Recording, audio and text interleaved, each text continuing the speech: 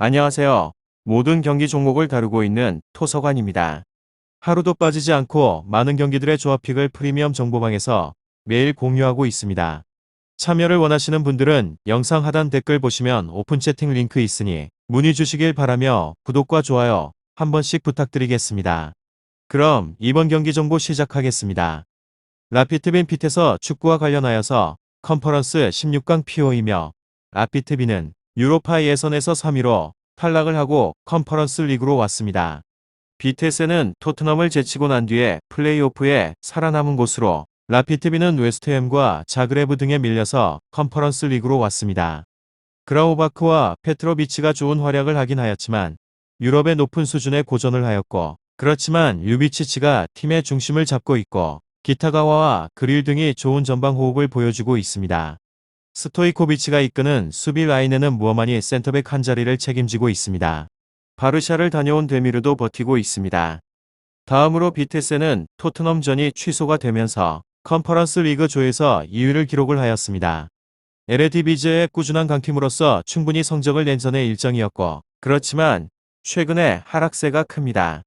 아약스와 호벤 등 강팀들을 연달아서 만나긴 하였지만 두 경기에서 무득점 17점으로 무너졌습니다.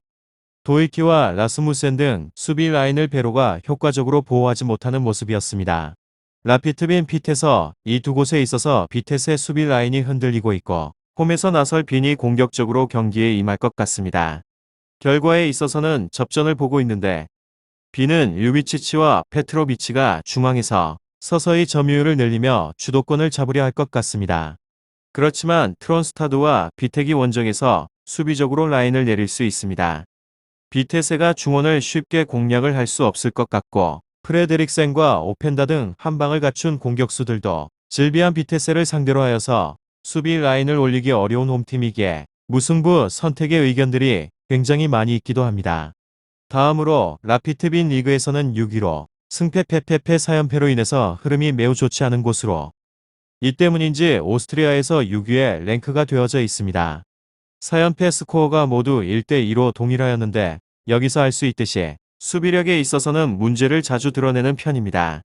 네덜란드와 오스트리아가 가까운 편이기 때문에 홈에 대한 이점도 그다지 영향을 주지는 못할 듯 싶습니다. 이곳의 득점 자체는 꾸준하게 해주고 있는 편입니다.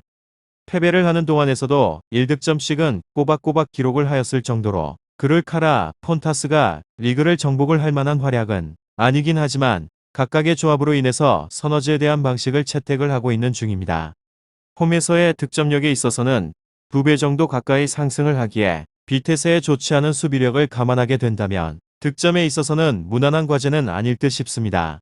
라피트빈 핏에서 축구 홈에서의 4연패를 거두게 되는 등 가장 큰 원인이 된 것에 있어서는 불안한 수비입니다. 6경기를 연속으로 무실점에 대한 경기를 치르지 못하고 있는 중입니다. 리그에서의 6위임에도 불구하고 실점에 있어서는 리그에서 네 번째로 많이 기록을 하고 있을 만큼 기본적인 수비력에 있어서는 좋지 않아 보입니다. 점유율 유지에 있어서는 능하긴 하지만 상대방의 공격을 저지를 하는 데 있어서는 어려움을 겪고 있는 중입니다. 중앙에서의 수비에 대한 부상자도 많아서 실점에 대한 가능성은 넉넉하게 열어두는 것이 옳을 것 같습니다. 결장자는 디본 그림 슈스터 선수입니다. 다음으로 비테스 리그에서는 6위로 승패 패패패 최근에는 4연패를 기록 중에 있는데 불안한 점이 있다면 득점력에 있어서는 완전히 가라앉아버린 상태이고 수비진은 붕괴에 대한 조짐이 보인다는 것입니다.